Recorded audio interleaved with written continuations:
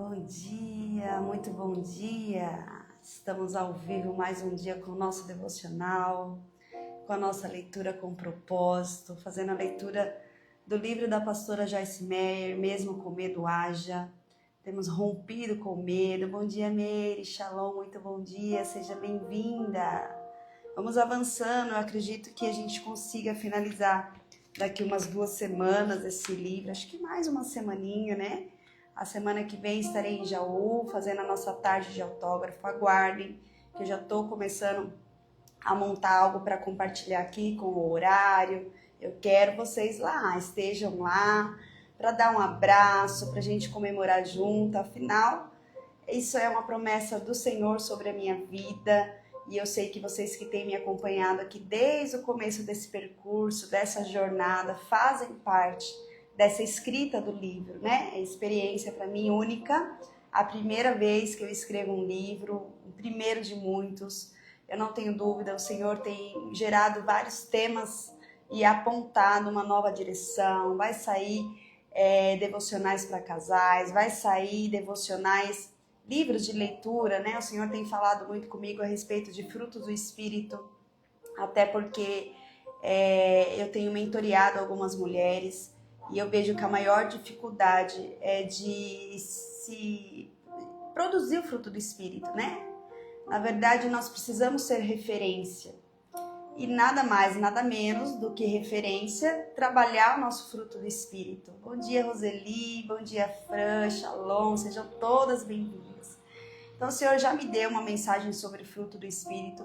Eu quero me programar para ver se até o fim do ano esse livro saia. E saia mais um livro sobre devocional para casais. Eu creio que vai ser bênção. Bom dia, pastora Giane. Eu creio que isso é só o começo do que o Senhor tem. Precisa de disciplina, né, gente? Fazer leitura, escrever livro, não tem fórmula mágica. É disciplina, é fazer o que tem que ser feito, né? Porque adulto não faz o que quer, adulto faz o que tem que ser feito. Então, ainda mais quando é um propósito de Deus e Deus confiou a nós. Então, a gente não para. Em nome de Jesus, Deus vai dar capacidade, Deus vai nos ajudar, né, no processo. Nós precisamos ir na contramão do mundo. Ontem eu me deparei com aquela notícia do pai que matou os 2 filhos e depois se matou. Gente, meu Deus, isso é a Bíblia, né, se cumprindo. Então, que nós sejamos um instrumento nessa terra, que nós venhamos com uma palavra para edificar as pessoas que estão tão perdidas nas emoções, que estão tão desgovernadas, e realmente é uma brecha onde Satanás entra e destrói a família. Que triste, que triste. Esse é o nosso mundo, mas nós estamos aqui nos abastecendo o nosso espírito para que a gente venha ser introduzida nesse mundo para fazer a diferença. Amém? Vamos orar, vamos agradecer ao Pai, vamos trazer um devocional. Eu sempre trago, hoje a gente vai falar de Salmos 62 e a gente já vai dar sequência na nossa leitura. Amém? Feche seus olhos, vamos agradecer ao Pai. Pai amado, Pai querido, nós te damos graças, Senhor, por essa manhã. Obrigada, Paizinho, pela noite, enquanto nós dormíamos, o Senhor cuidava de nós. Obrigado pelos anjos que estavam em volta do nosso lar, da nossa casa, nos protegendo e nos livrando, Pai. Pai, nós queremos consagrar esse dia a Ti, essa sexta-feira, o final dessa semana, onde o Senhor esteve conosco desde o início. Ah, Espírito Santo, se não fosse a Tua presença real e constante sobre as nossas vidas, nós não suportaríamos tantas adversidades, Pai, mas a Tua mão toda poderosa é que nos sustenta. Ah, nós devemos graças a Ti, Senhor, toda honra, toda glória, todo louvor, toda adoração. Tu és o alfa, Tu és o ômega, Tu és o início, Tu és o fim, Pai, Tu és tudo para nós, Tu és o nosso fôlego de vida. Ah, Espírito Santo, esteja conosco, nós ansiamos em ouvir a Sua voz. Revela-se ao nosso espírito nessa manhã. Trata, Senhor, de dentro para fora. Sabemos que o maior desejo é que o Senhor faça primeiro em nós e depois através de nós. Que nós sejamos instrumento nessa terra, Pai. Que nós sejamos canal de bênção. Que nós sejamos um abraço que muitas pessoas esperam. Ah, Pai, que nós levamos vidas naquele lugar que somente existe morte. Morte espiritual, morte emocional. Nos usa, Espírito Santo, nos usa, Pai. Fique conosco, o Senhor tem liberdade nessa live. Essa live é tua, essa leitura é tua, é tudo teu. Nós aguardamos, Senhor, a tua revelação nessa manhã. Revela-se a nós, nos capacita, nos dê discernimento. Em nome de Jesus, em nome de Jesus. Fique à vontade em nosso meio. Em nome de Jesus. Amém. Amém. Bom dia para quem entrou, Éder, irmãozinho. Como é bom orar, gente. Como é bom, como edifica o nosso espírito. Tô aí de novo, entrei com as meninas. Nós estamos na transição do jejum de Esther. Se você nunca fez jejum de Esther, eu te convido. Nós começamos ontem, né, essa jornada do jejum de Esther. Então vai ter uma temporada aí. Nós tiramos alguns alimentos. Açúcar, trigo, carne de porco e mariscos. Tiramos tudo isso até dia 26 de março. Depois do dia 26, 27, 28, nós vamos ficar 3 dias de jejum completo, mas vai ter aí todo um acompanhamento, né? Nós vamos ceiar, vai ser lindo. Eu nunca participei, primeira vez, mas eu estou disposta aqui a avançar, estou disposta a matar a minha carne, né? E deixar que o Espírito me governe. Então, nós sabemos que vem um tempo aí, o ano de Purim, essa transição do calendário, nós precisamos estar preparada, profetizando, fazendo decretos para que tudo que é nosso venha até nós, né? Muito bom, muito bom. E nós estamos aqui avançando. Vamos ler Salmo 62. A esperança é somente em Deus. Quero compartilhar essa mensagem como devocional, tá? Começa assim, ó. Somente em Deus a minha alma espera silenciosa. Dele vem a minha salvação. Só Ele é a minha rocha, a minha salvação e o meu alto refúgio. Não serei muito abalado. Até quando vocês atacarão o homem, todos vocês, para o derrubarem como se fosse uma parede pendida ou um muro prestes a cair? Só pensam em derrubá-lo da sua dignidade. Eles se alegram na mentira, de boca bendizem, porém o interior maldizem. Somente em Deus, ó minha alma, espere silenciosa, porque dele vem a minha esperança. Só Ele é a minha rocha, a minha salvação e o meu alto refúgio. Não serei jamais abalado. De Deus dependem a minha salvação e a minha glória. Ele é a minha forte rocha e o meu refúgio. Confie nele em todo tempo, ó povo. Derrame diante dele o seu coração. Deus é o nosso refúgio. Pura vaidade são os homens plebeus, os que fina estirpe não passam de falsidade, pesados em balança. Eles juntos são mais leves do que a vaidade. Não confiem na opressão, nem ponham falsas esperanças na rapina. Se as riquezas de vocês aumentam, não ponham nelas o coração. Uma vez Deus falou, 2 vezes ouvi isso, que o poder pertence a Deus, e a ti, Senhor, pertence a graça, pois a cada um retribuir segundo as suas obras. Ai, que salmo lindo! Salmo 62, medita aí. A esperança é somente em Deus. Eu não sei em quem você tem esperado, eu não sei em quem você tem colocado a sua esperança, mas eu te convido, nessa manhã de sexta-feira, a colocar a esperança totalmente de Deus. Homens são falhos, assim como eu e você, né? Homens podem errar, homens podem te prometer e não cumprir, mas Deus não. O Deus da promessa, Ele cumpre. E quando não vem no tempo que você deseja, porque é tudo no tempo dEle, Ele te traz explicações no meio do caminho. Quando Ele te diz não, lá na frente Ele te mostra o quanto livramento que Ele fez sobre a sua vida. E é isso. Por isso que vale a pena a gente esperar somente no Senhor. É de lá que vem a nossa salvação. Nós estávamos falando sobre os financeiros, né? Falando sobre as finanças ainda. E interessante que ele fala aqui, né? São os homens, não passa de falsidade, pesada em balanças, vaidades, né?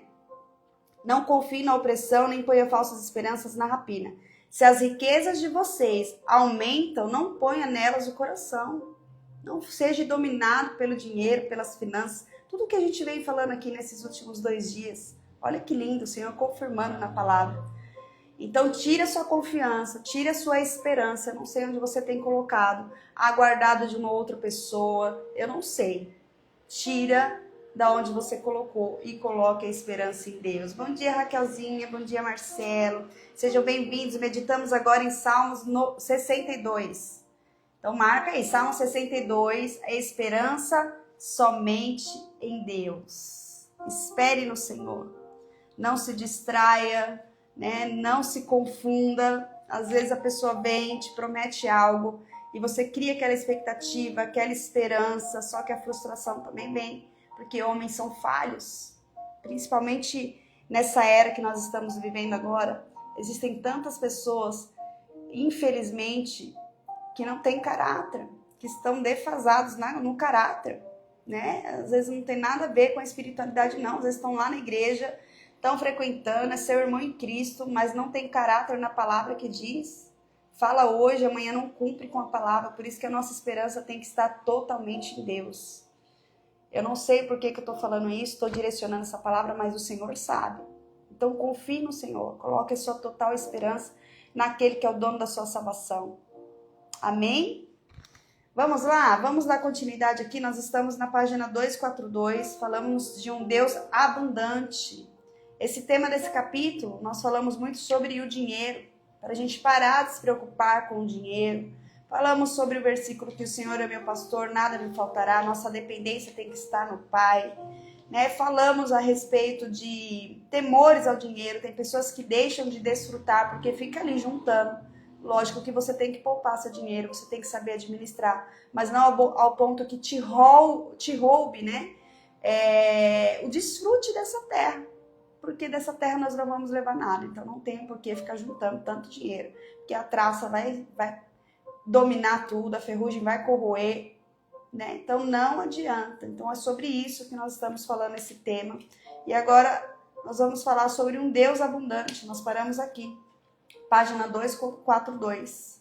Eu vou ler de novo esse parágrafo, acho que nós lemos ontem, mas eu vou ler para dar sentido ao contexto, tá? Olha lá, um Deus abundante. Eu não creio que a vontade de Deus para nós seja que morremos na rua, moremos na rua, sobreviver com o mínimo.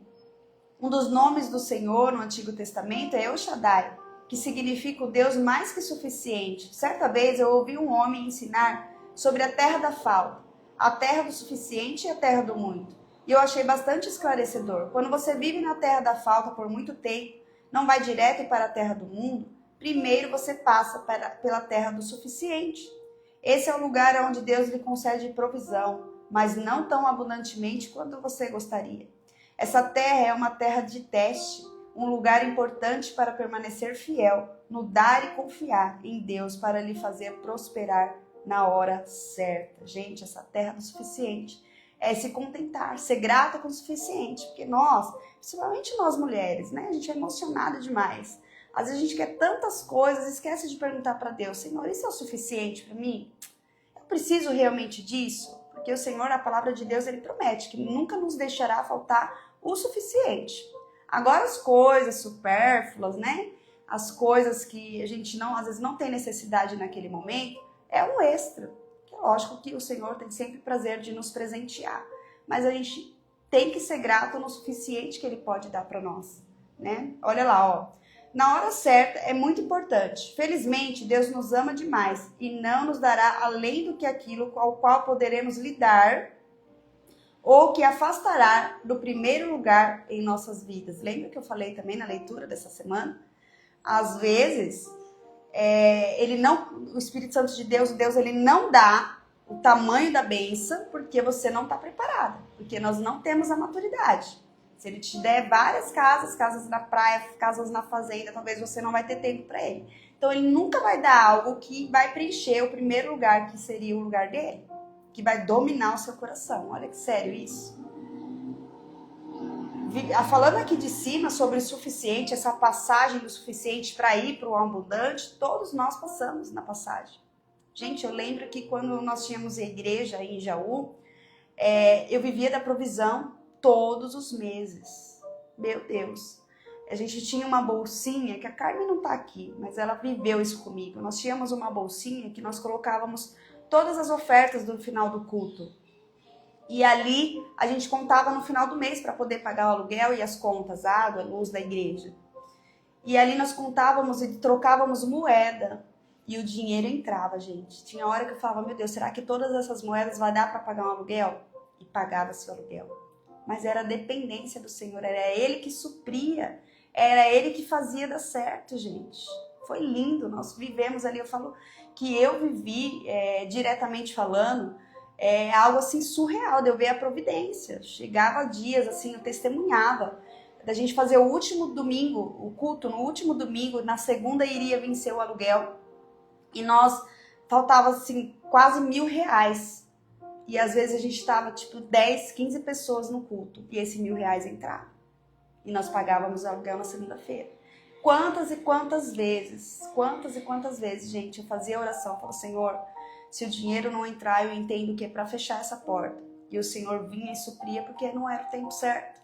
E o Senhor vinha e fazia com que a gente pegasse as moedas, contassem as moedas. Meu Deus, é surreal. Viver na dependência, viver ali no suficiente, sendo grato, é desafiador. Mas você sente a mão de Deus em tudo, gente. E aí depois dessa etapa que a gente vai para um Deus de abundância, né? Que fala aqui. Que Deus nos ama demais. Mas também Ele não nos dará aquilo ao qual podemos lidar e se afastar, e qual não sabemos lidar e se afastar do primeiro lugar em nossas vidas, que é o lugar dele. Quando oro por provisão, sempre peço a Deus para me abençoar, mas não para me dar aquilo com o qual não saberei lidar e que me impedirá de dar a Deus o primeiro lugar. As coisas têm a capacidade de nos afastar de Deus e essa é a última coisa que deveríamos querer. Então, que nós sejamos íntegros, prudentes e maduros para fazer essa oração, né? Seja generoso. Ser generoso é ser liberal e abundante. Uma pessoa generosa compartilha voluntariamente. Creio que isso significa fazer mais do que você tem de fazer.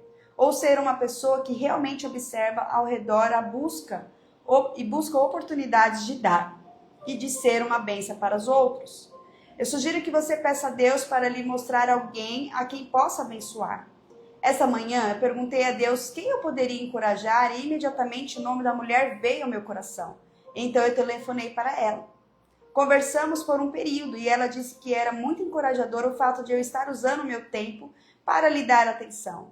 Isso é um posicionamento de generosidade. Às vezes a gente acha que é só financeiramente falando. Mas você emprestar o seu ouvido, você dar aquele tempo que você poderia estar fazendo qualquer outra coisa, se abdicar daquele tempo para oferecer esse tempo a quem precisa.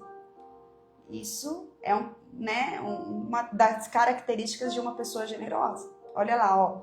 Agora mesmo eu acabo de receber uma mensagem de texto dela dizendo: você é a melhor. Seu telefonema significou muito para mim hoje. Tudo que esse contato exigiu de mim foi estar disponível, mas significou muito para ela. Então você acha que às vezes é tão mínimo que você está fazendo, mas a pessoa está esperando aquela conversa, está esperando um abraço, está esperando alguém para ouvi-la, né? Para orar junto. Deixa Deus te usar, meu irmão. Não se dispersa. Eu sei que você tem muitas coisas para fazer, a nossa vida é muito corrida, mas o Espírito Santo ele sempre traz alguém na nossa mente. E quando ele traz alguém na nossa mente, porque existe algo que o Senhor quer liberar através da sua vida. Responda rápido, né? Não coloca, fala, Senhor, eu entendi, eu vou entrar em contato, eu vou ligar, vou mandar uma mensagem, vou mandar um áudio. E com certeza, quando o Senhor desperta aquela pessoa, com certeza a semente que você vai lançar vai germinar. E aí depois vem o retorno. Era tudo que eu esperava, era tudo que eu precisava. Essa conversa me animou, me trouxe sustento. Eu precisava dessa oração porque eu acordei muito mal. Seja um instrumento de Deus na terra, deixa Deus te usar em nome de Jesus. Peça para o Senhor essa sensibilidade de ter um coração generoso sempre.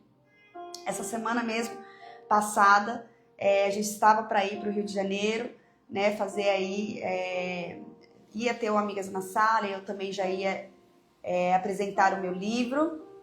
E quando eu fui fazer minhas unhas, veio a Larissa, né? Não sei, me veio ela na mente. E eu falei, Senhor, eu posso abençoar a vida da Larissa com as unhas também. Eu não ficaria feliz se eu estivesse aqui fazendo a minha unha e uma irmã do meu lado está sem fazer a unha. E eu de imediato entrei em contato com ela. Falei, irmã, eu não sei se você tem alguém que faça suas unhas, porque, né? Às vezes tem alguém que abençoa a vida. mas o Senhor me colocou o sentimento quando eu estava fazendo a unha que eu teria que semear sobre a sua vida, sobre a unha também. E aí ela colocou carinha de choro, né? Ela falou, meu Deus, como Deus cuida dos detalhes. Eu falei, me manda o seu Pix que eu tô fazendo agora. E aí eu transferi o dinheiro para ela, ela falou, era exatamente o que eu gastei na minha unha ontem. O Senhor, Ele cuida dos detalhes. Então, assim, não perca essa sensibilidade, sabe? De quando Deus falar, faça, se você tiver a oportunidade, não deixe essa oportunidade passar, porque é bênção para a sua vida. Você está abençoando com um coração generoso a outra vida, mas automaticamente foi semente que você lançou e essa semente vai produzir frutos na sua vida. Produz fruto na vida da pessoa e na sua também. Como é bom ser generoso, como é bom. E aí ela fala que é a respeito de uma simples ligação. Às vezes é 30 minutos, 20 minutos que você está aí rodando feed. É 20 minutos que uma pessoa precisa de um telefonema ou de um áudio seu. Deixa Deus te usar. Olha lá, ó, nem toda generosidade está relacionada a dinheiro. Ela pode ser expressa simplesmente através de ouvirmos, de procurarmos ou de ajudarmos alguém de forma prática. Quanto mais generosos formos, menos egoístas seremos. E uma razão pela qual Jesus veio à Terra foi para que não vivêssemos mais para nós mesmos. Está lá em 2 Coríntios 5,15. A pessoa mais miserável do mundo é aquela que é o centro do seu próprio mundo. Essas pessoas pensam somente no seu conforto, nas suas necessidades e nos seus desejos pessoais. Costumam maltratar os outros para conseguir o que querem, e esse tipo de comportamento não agrada a Deus. Ele quer que plantemos boas sementes, estendemos as mãos para os outros, e então o Senhor trará uma colheita em nossas vidas, a partir da boa semente que semeamos. Para você colher, você precisa semear. Pessoas que só quer os presentes de Deus, quer os projetos de Deus, né, no estalar de dedo, mas não tem feito nada para isso. Não tem semeado no reino de Deus. Não tem semeado para os irmãos em Cristo, mas quer colheita. Pare de se preocupar em cuidar de si mesmo e deixa Deus fazer isso. Faça a sua parte, confie em Deus para fazer o que só Ele pode fazer. Que forte, né, gente, tudo isso. Olha essa frase, ficou até destacado aqui no livro. A pessoa mais miserável do mundo é aquela que é o centro do seu próprio mundo, quando olha só para o seu umbigo. Tem pessoas que é assim. Ela acha que tudo acontece com ela, que o mundo, ninguém está passando por aflição, ninguém está passando por uma necessidade financeira, é só ela. E quando a gente se desprende dessa dor e cuida da dor do outro, automaticamente o Senhor cuida da nossa. Já aconteceu diversas vezes isso comigo. Isso é um ato de generosidade. Fique fora das dívidas. Fique fora das dívidas. Olha lá. Uma das melhores maneiras de evitar a pressão financeira é não ter dívidas acumuladas. Ou, se você já está endividado, comece agora mesmo a se esforçar para sair dessa situação. Estar com dívidas significa que você gastou o seu salário antes de recebê-lo. Se você gastar hoje, a prosperidade de amanhã terá falta quando o amanhã chegar. Precisamos aprender a ser pacientes e esperar para ter as coisas até que tenhamos juntado o dinheiro para comprá-las. Então, o dinheiro ele é muito emocional, né? Se você não tiver equilíbrio emocional, gente, você vai descontrolando, né? Eu tenho atendido pessoas, eu tenho mentoreado pessoas que estão com a vida financeira assim, numa situação bem crítica. Nós já fizemos a oração de quebra de maldições hereditárias, né? Que às vezes o comportamento lá de trás familiar, né? E você ouve a história que o pai também não tinha controle, quer dizer, ela nunca aprendeu a administrar e automaticamente ela trouxe isso para a realidade dela, mas nós estamos lá, né? Administrando com planilha, qual é a necessidade, quem vai ter que tirar fora, e o Senhor vai assim, ajudando a administrar, orando, né? O dízimo, ele tem que ser consagrado. Quantas pessoas que gastam tudo antes de receber e antes de retirar o dízimo? Aí não tem como Deus abençoar, né? Se você não colocou ele em primeiro lugar. Gente, o dízimo é 10%. Nós ficamos com 90%, consagrado ao Senhor. Né? Você não dá 90 e fica com 10. Você dá 10 e fica com 90. É de extrema importância nós consagrarmos as nossas finanças. E automaticamente o Senhor vai direcionando, vai ajustando, vai nos ensinando a administrar. Olha lá. Existem algumas compras, como uma casa ou um automóvel, para as quais você precisará fazer um empréstimo e depois passar anos fazendo pagamentos. Mas até um carro pode ser comprado à vista, se você economizar um pouco a cada mês. Se você tem um imóvel financiado, tente pagar um pouco a mais na parcela de cada mês, pois isso lhe poupará alguns juros no longo prazo. A Bíblia nos encoraja a não dever nada a ninguém, a não ser o amor, lá em Romanos 13:8. Ela também diz que o rico domina sobre o pobre e que o toma emprestado é servo do que empresta, Provérbios 22:7, que a gente venha ter sempre para emprestar e não tomar emprestado.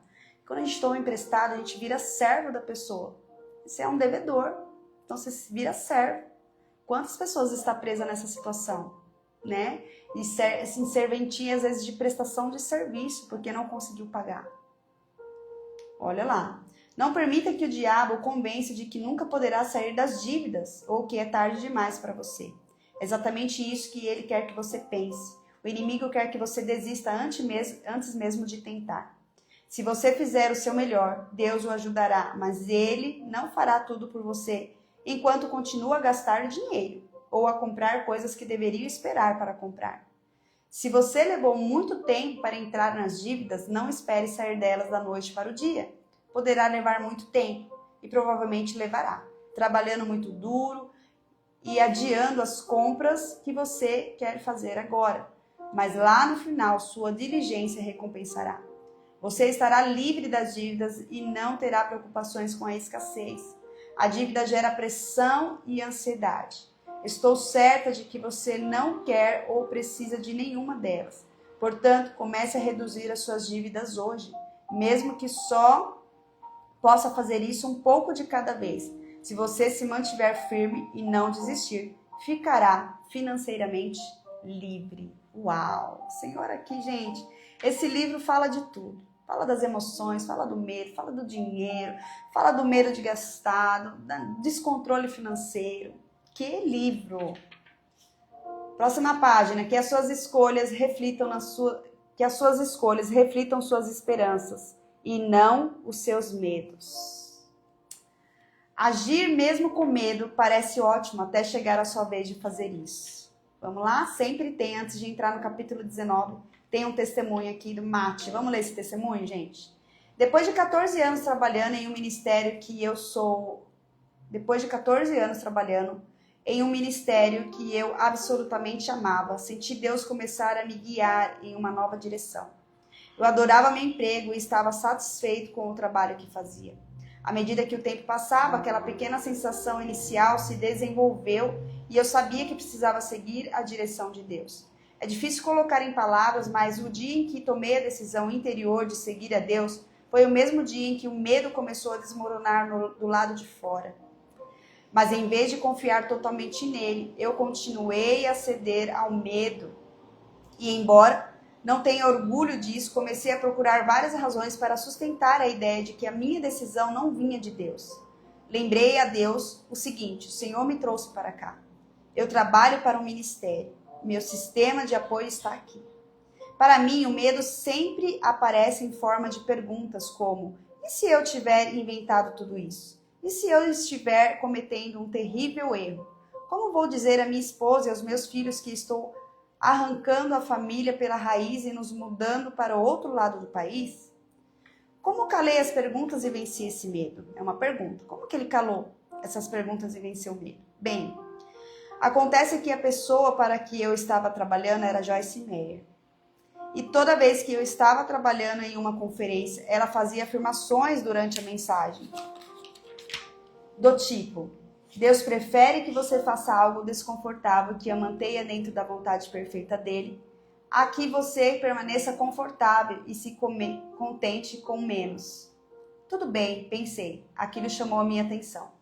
Em outra conferência, ela começava a ensinar e dizia: tomar decisões difíceis não é fácil, mas se você está pedindo muito a Deus, é melhor estar disposto a amadurecer e fazer o que é difícil. E se você simplesmente não tem certeza, precisa dar um passo de fé para descobrir. E se você tiver de fazer isso, mesmo com medo, faça. Seus sentimentos mudam, mas a promessa de Deus sempre o sustentará. Sim, Deus, estou ouvindo. Eu disse finalmente. Entretanto, embora essa atitude tenha ajudado a tranquilizar meus medos, eles não foram completamente removidos. Para isso, eu teria de permanecer na sua palavra e aumentar a minha confiança. Embora eu tivesse ouvido a mensagem mesmo com medo, haja, por 14 anos, a história era diferente quando a pessoa em questão era eu. Não se tratava de dizer, Joyce, isso mesmo. As pessoas precisam aprender a agir mesmo com medo. Mas em vez disso, tratava-se de, eu preciso aprender a agir mesmo com medo. Olhando para trás, que desperdício teria sido para mim se depois de todos aqueles anos sendo exposto a um ensino tão incrível, eu tivesse encontrado uma maneira de me esquivar do que precisava de fato fazer. Agir mesmo com medo não era uma opção, era a única opção. Então, foi o que fiz. Então, quando o Espírito Santo fala no nosso espírito, nós precisamos agir. Né? Mesmo com medo, mesmo com aquela insegurança, que você ainda não está vendo o caminho. Às vezes Deus fala, coloca o pé, primeiro você coloca o pé e eu coloco o chão. Como é difícil fazer isso. É muito fácil a gente fazer a leitura aqui, falar, mas na hora que chega a nossa vez, a gente precisa provar daquilo que a palavra de Deus diz. Mas quando nós estamos seguros na palavra, quando nós estamos seguros no Espírito, aliançado, alinhado com o Pai, nós não precisamos temer, porque lá na frente tem muito maior. A gente nunca perde. Com Deus a gente nunca perde. Lembra que eu falei para vocês? Nós perdemos o voo, né, para vir do rio? Não perdemos. Porque a partir daquela perca do voo, nós ganhamos uma vida. Uma moça aceitou Jesus ali na cabine do Localiza. Então o Senhor sempre tem algo melhor, sempre algo grandioso lá na frente. Mas para isso, um passo de fé. O que é o passo de fé?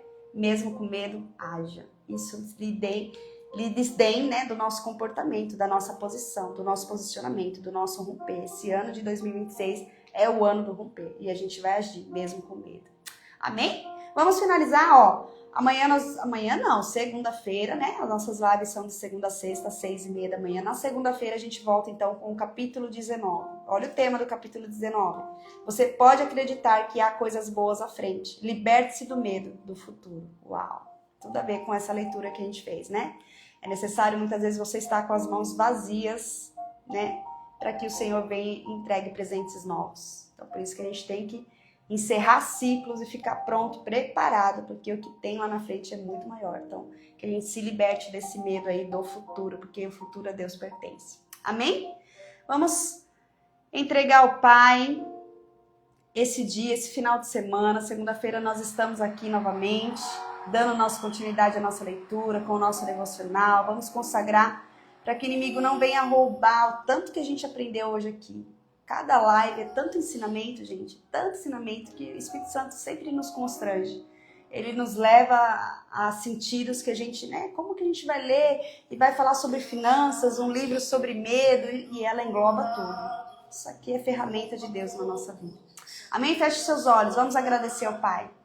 Pai amado, Pai querido, nós te damos graças, Senhor, por essa manhã. Bendito és tu, Senhor, que de uma forma poderosa trouxe esse ensinamento. Obrigado por nos edificar nossa alma, o nosso corpo, o nosso espírito. Espírito Santo, nós queremos profetizar um final de semana de milagre, de vitória. E onde colocarmos a planta dos nossos pés, ali o Senhor dará conosco, usará os nossos lábios. E nós venhamos profetizar vida onde não há vida. Espírito Santo, nós consagramos a nossa manhã a Ti. Nós consagramos a sexta-feira e nós profetizamos que iremos viver a melhor sexta-feira da nossa vida. Obrigado, Pai. Obrigado por nos ajustar. Obrigado por nos capacitar todos os dias com uma mensagem poderosa. Que haja, Senhor, ousadia, que mesmo com medo, com os olhos da fé, nós prosseguimos a Tua direção. Sim, Pai. Muito obrigado, Senhor, por esse dia.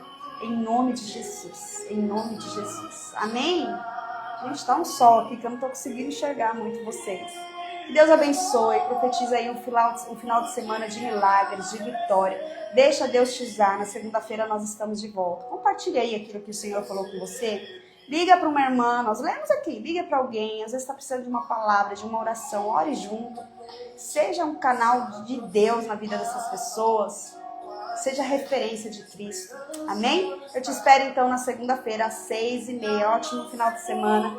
Tamo junto até que Ele venha. Mesmo com medo, haja, avance em nome de Jesus. Shalom, shalom.